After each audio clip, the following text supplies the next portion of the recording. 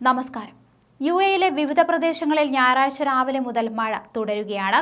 രാജ്യത്ത് അടുത്ത ഏതാനും ദിവസങ്ങളിൽ ശക്തമായ മഴ ലഭിക്കുമെന്ന് ദേശീയ കാലാവസ്ഥാ നിരീക്ഷണ കേന്ദ്രം നേരത്തെ തന്നെ മുന്നറിയിപ്പ് നൽകിയിരുന്നു.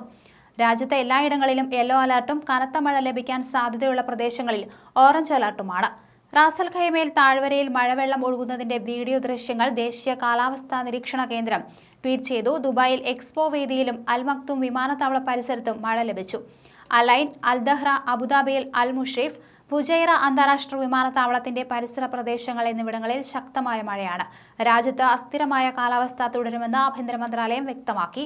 വാഹനമോടിക്കുന്നവർ ജാഗ്രത പുലർത്തണം. മോശം കാലാവസ്ഥ തുടരുന്ന സമയത്ത് ജലാശയങ്ങളിലും പർവ്വത പ്രദേശങ്ങളിലും താഴ്വരകളിലും പോകരുതെന്ന് ദുബായ് പോലീസ് അറിയിച്ചു.